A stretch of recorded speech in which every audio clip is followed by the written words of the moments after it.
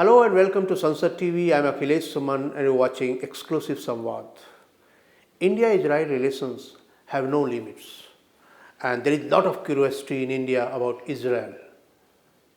And to talk about these issues, with me is Naor Gilon, the ambassador of Israel to India. Welcome, Excellency. Thank you. Recently, there has been election in Israel, and there is a lot of curiosity in India that how Israel politics is so divided. What are the reasons behind it?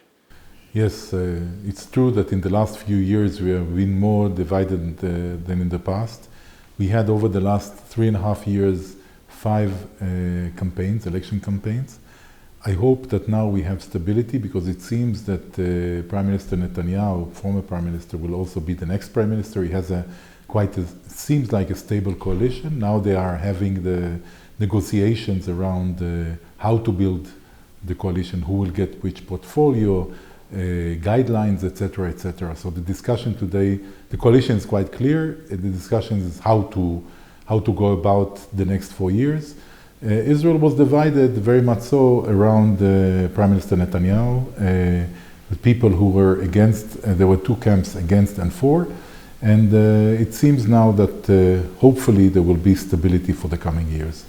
Yeah, but given the fact that Israel is not so diverse as India is, there are most homogeneous population. There are Arabs and Jews in Israel, but still we feel that politics is divided. On what basis Israel politics is divided generally? So I think that Israel is very, very diverse.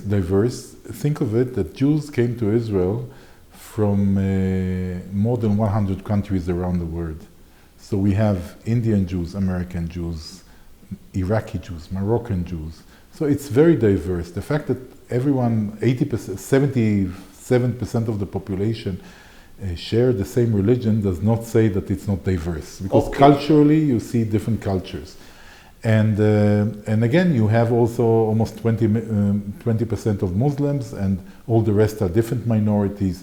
Druze, Cherkess, we have Baha'i, we have different religions, and Christians, of course.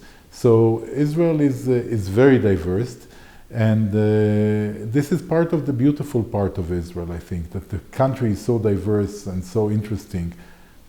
So we are happy with this diversity. Right. Politically and for a journalist, it is really very interesting. But do you think that these diversities reflect in the elections as far as issues of the elections are concerned? It's a part, I think, because it's playing into the elections because there are more liberal people, more conservative people. If you look at the Israeli politics, by the way, if you will look at it from the point of view of security, I think that 70-80% of the, let's speak of the Jewish population, because it's more homogeneous in this approach, would be considered hawkish or right-wing, because we believe, being a very small country, we believe in projection of power, of preemption, not to wait until the enemy comes to a very, very small territory, but rather preventing them from building power outside to threaten us. So we are very proactive. So majority of the population in Israel really would be there in being very hawkish in defending ourselves because of our history and our situation, our realism of the creation of the State of Israel in a very hostile neighborhood. Today, thanks God, we have already diplomatic relations with peace accords with Egypt was the first, and with Jordan. And we are having the Abraham Accords, so the UAE and Bahrain and Morocco, full diplomatic relations. So today it's a different situation. And yet, on the side of culture, if you would call it, so you have religious people and you have non-practicing Jews. So it's diverse, and each one wants to have his own way, his own codes of society. So this is an element in the Israeli society. Yeah, it's very interesting thing. But there is a conception in India or maybe many countries of the world that when there is a political instability, when there is no party is getting majority, there is an impediment in development. But Israel sets another example that irrespective of the fact that Israel never had a majority government, single party government, but you had been developing, evolving every day, and you have been, one of the most developed technologies. So, what is the reason behind development plus political, instability? Israel is a very small country, and I think that from the early 90s, the big jump in our economy today, we are around $50,000 per capita economy. We are a small nation at the end. We are 9.5 million people, but very good growth of quite high percentage, the highest in the OECD, which is the developed country. So we have to compare it there, of course, lower than India. But we are doing very well, probably because the private sector is very strong in Israel, and government projects are not the main engine of the economy. Okay. Our economy is driven by technology. About 20% of our population is around technology, but more than 50% of our exports come from technology. Being a very small country, we have 100 unicorns in a country of 9.5 million people. And it's very hard to have a unicorn in Israel, because when you have such a small population, the unicorn has to have overreaching appeal in order to reach $1 billion right. worth. So you're in a market in no way is going to bring you up to 1 billion and more. So you have to have very good technology, cutting edge. Israel being an island, also most of our technology is not business to customer. Most of the technology is business to business. And even in times of recession in the world, time of COVID and other times, companies still need technology because they have to stay ahead of the competition. So our economy, even in 2008, when there was a big economic crisis, even during COVID, was continuing to grow. Because if your main engine is technology, and you are able to export it, and we are not a cheap country, so our technology is really the one of the leading in the world, but it costs. It comes with a premium, with a cost. But if you are good enough and you need the technology, you would pay for it, and this is the secret, I think, of Israel. That's very interesting, because India also had undergone lots of reforms in economic sector, financial and manufacturing yes. sector. But what do you think special about Israel that your economy is driven by private sector, and according to you, our economy is driven by government sector? How much government has a control or regulation or in the driving seat or encouraging seat as far as Israeli's private sector is concerned? Yeah, we are trying to deregularize. We are not an easy country to make business in. When people want to come and create a business, it's not always. We also have our own share of bureaucracy, but all the time we're trying to make it easier for people to make business in Israel. And again, the private sector is independent. They don't need the government. We do minimum regulation for private companies. We have no interest. By the way, most of the products are anyhow going abroad. So, the regulation is less critical. And again, when it's a small country, when people are very ambitious, so we have the DNA, I think, of an immigrant society. So the Jews, even if they have their own country, they were always immigrants. They were always different. They were always striving to succeed. Immigrants have this push to success. When you were born in a place and you are very comfortable, you're born into a good family, good education, you have a home, everything is comfortable, so your drive to succeed, I think, is a little bit less. But when you're an immigrant and you see that people have better lives than you strive to competition.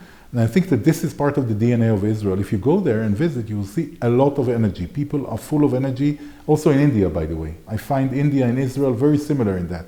People are striving to succeed.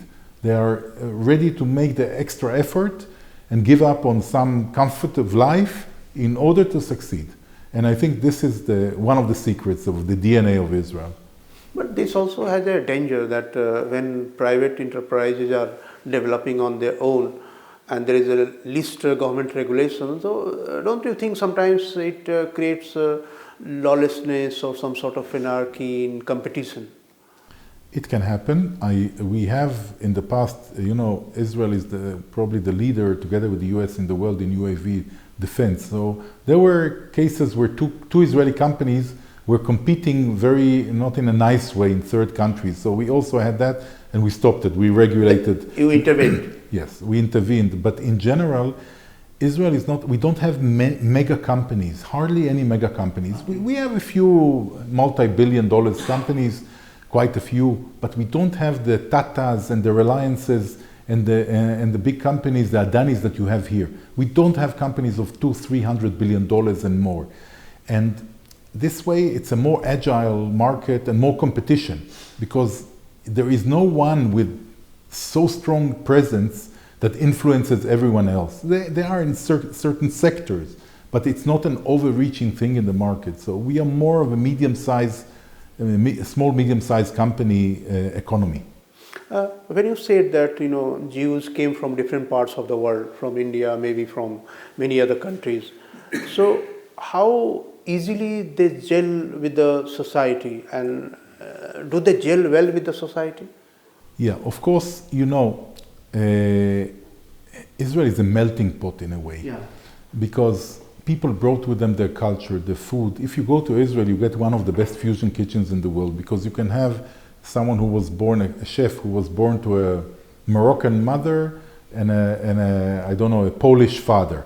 And so they you have fusion by definition at home, because the mother would cook or the father would cook, everyone would cook their own kitchen. So this you have it also culturally. You have a lot, since we had a lot of immigrants from the former Soviet Union, and also before that when Israel was formed, classical music is very, very strong in Israel. So there are different elements that come with this culture melting pot. And I think that we have an advantage over other.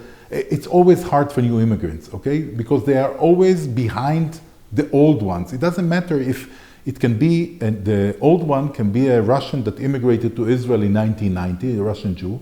And the newcomer can be a Russian who immigrated now after the Ukraine crisis into Israel. So of course the old guy, I'm not speaking, it doesn't matter if you came now from Ethiopia or from Russia, but you will always, the start will be harder for you. And if you were a doctor there, not always acknowledged your certificate, because each country has its own way of acknowledging certificates for doctors or for lawyers or for such occupation. So it's always hard, but we have the military service, the conscription, the compulsory military service, and this is the real melting pot of Israel. Because there, at the age of 18, all men, young men and women go in. And it's not really important what is your background, whether you have money or you don't have money. You were a good student or you were not a good student in school.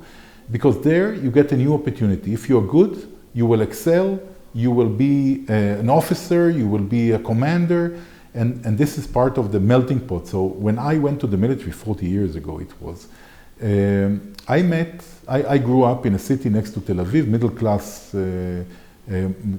boy. My parents both were born in Europe, and I met there, and I'm not non-Orthodox.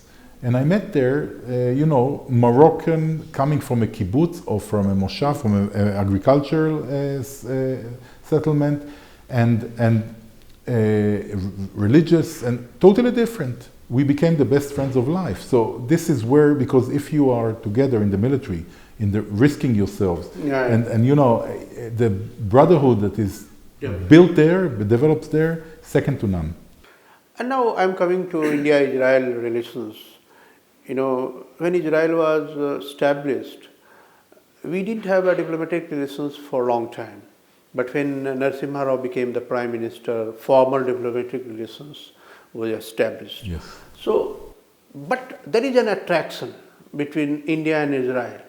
So what, according to you, is the major attraction between the two countries? Yes, first of all, I agree with your description that the relations started very slow. Although the Israeli, Ben-Gurion, our first Prime Minister, had a lot of admiration towards Gandhi and the sister movement, freedom movement, because we were both at the same time more or less trying to get freed from the Brits.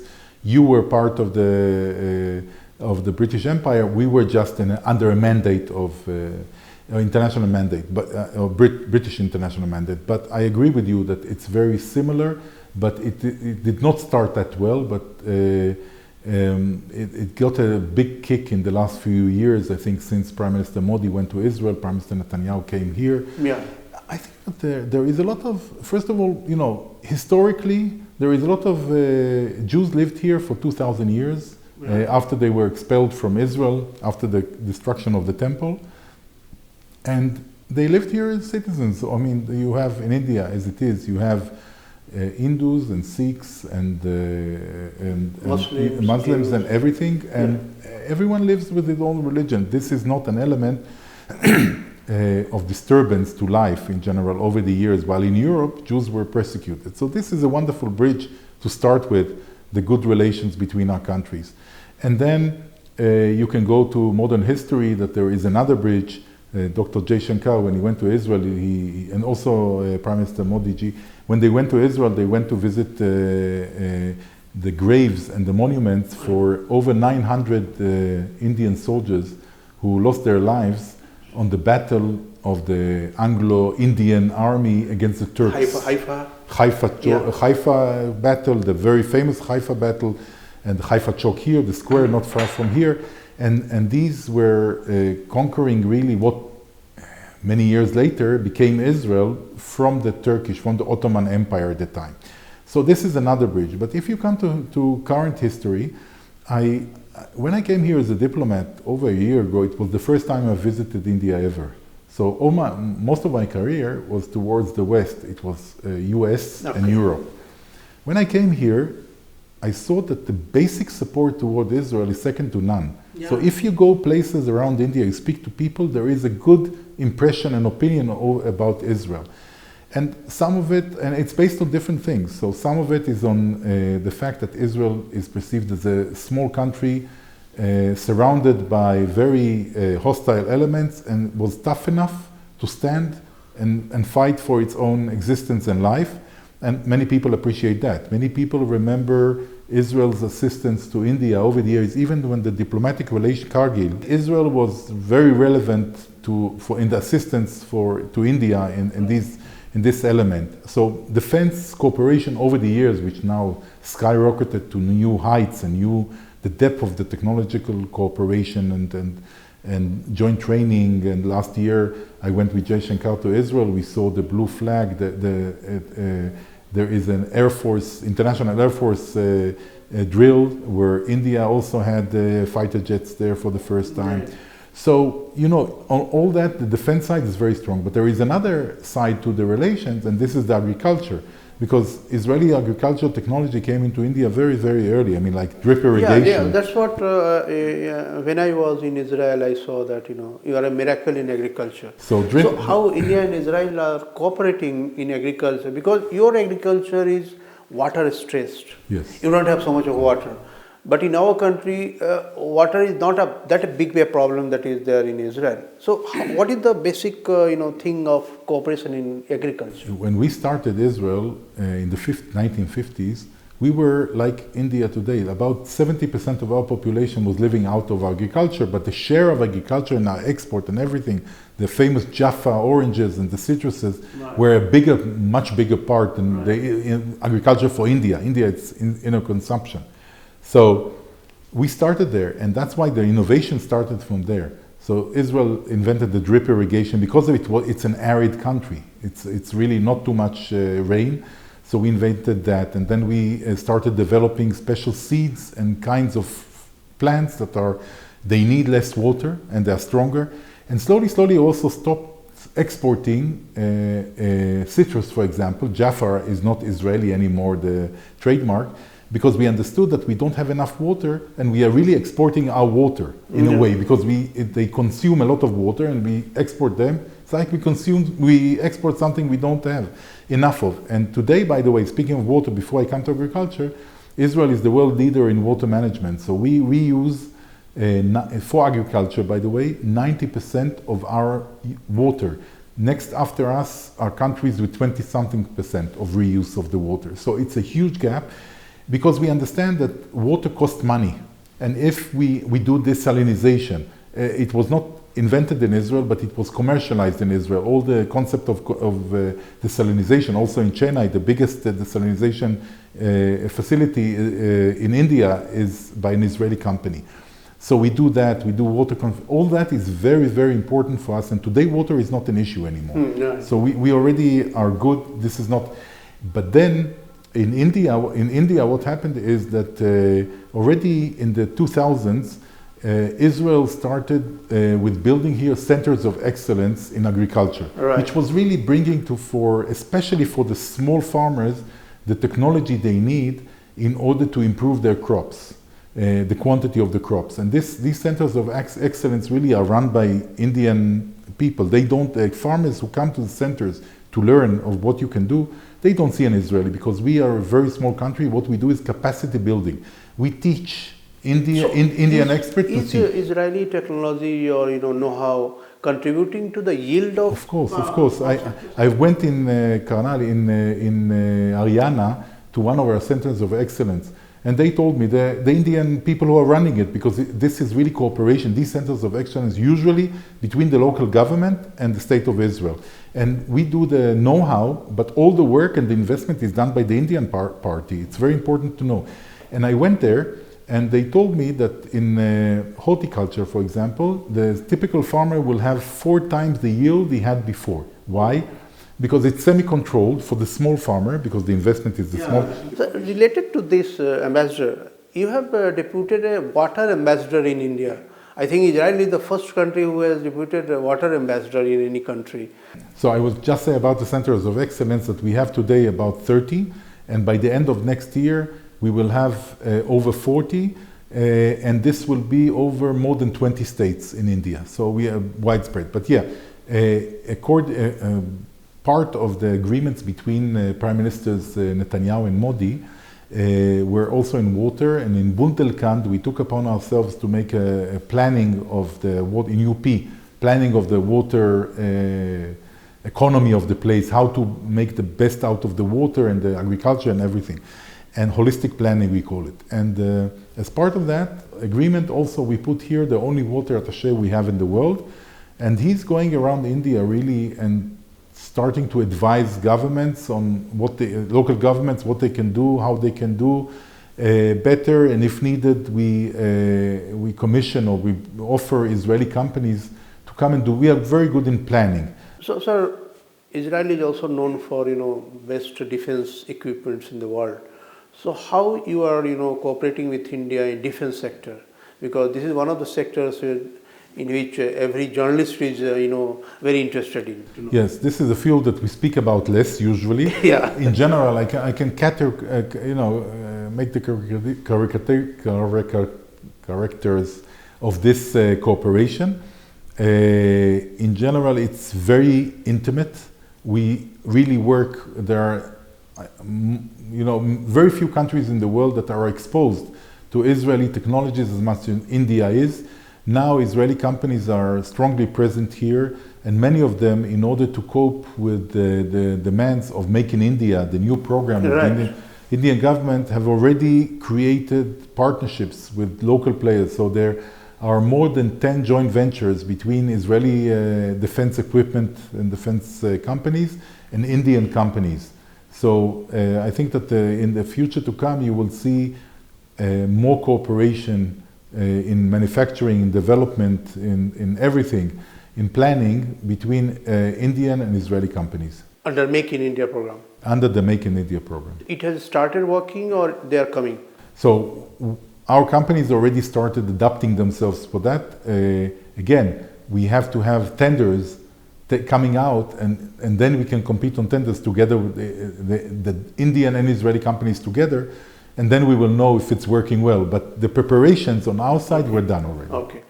And science and technology is also one of the most important things that India and Israel might be cooperating. So can you give us just an insight that in what areas and what do you see the future of cooperation in science and technology?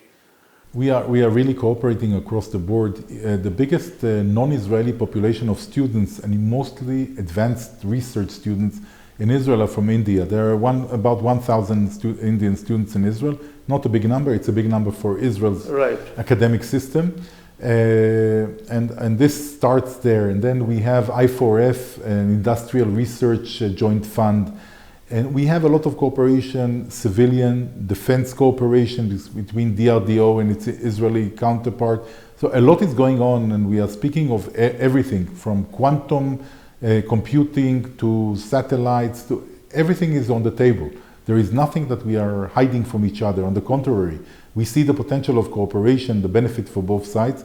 So it's a vast, vast cooperation, I think, in the field of technology and cooperation. Okay. So let's come to an international stage also. Like politics of India and Israel, there was always a Palestine issue. So India has been sympathetic to the issue of Palestine, and diplomatic sympathy is still there for the cause of Palestine. What do you see the solution of the two things?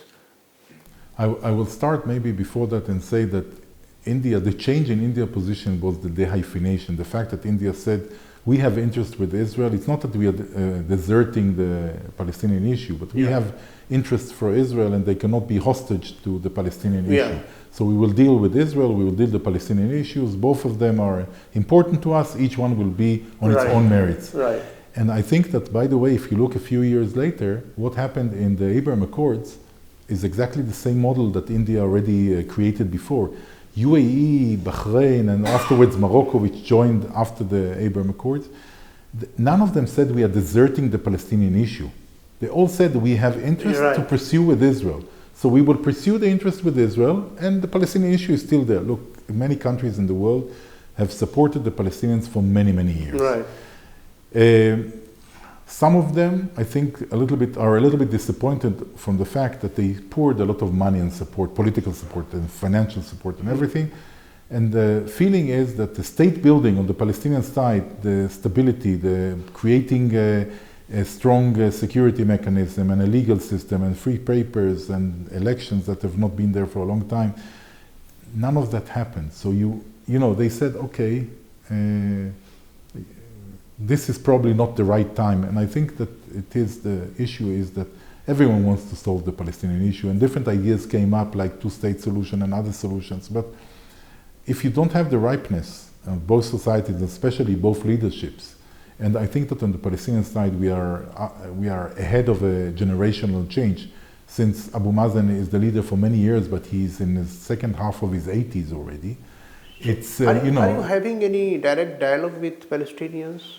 We have a security dialogue. We have security cooperation with the Palestinians. With security cooperation? Yes. We have a political dialogue less these days. It depends, it comes and goes, how tensions are, how feelings are. It's not a good time now for the process, for the peace process, but really I think that the conditions are not there. So you can invest everything when the conditions are not there, it's not going to happen. We will have to wait when geopolitics and regional politics and leadership and all the stars will align at the right time, and then I believe that the solution is in the horizon. Okay. My last question. Benjamin Netanyahu is again going to be the Prime Minister of Israel. And we understand that Prime Minister Narendra Modi and Benjamin Netanyahu are not only two Prime Ministers, they are also very good friends. So how do you foresee the further trajectory of India and Israel relations? Another interesting, we spoke about the fact that the economy was not disturbed by Israeli politics or instability. Also, our relations with India were not really disturbed by that, I think, because if you look at it, Prime Minister Modi met Prime Minister Bennett, who was two Prime Ministers ago, just in COP 27 in Glasgow, in Scotland, last year. So, things are continuing between the countries because it's between the establishments, it's between the people. Things are still going on. I totally agree with you that assuming that Prime Minister Netanyahu will be able to set the coalition, and there is no reason he will not be able to, I think, his special relations with Prime Minister Modi are going to be a big contributor. And that's why I'm very much looking into, hopefully, that there will be a visit. I have not spoken to Prime Minister Netanyahu yet, but I know his very warm approach towards India, and I'm sure that he will be very happy to come. So I hope he will come. And again, the momentum in our relations continuing regardless. Of course, it's much better when the two leaders already know each other and they have a good, very good chemistry between them and friendship. I think this will be another conducive element to our already wonderful relations. Thank you so much, Ambassador. Thank you for talking to me. Thank you very much. Thank you very much.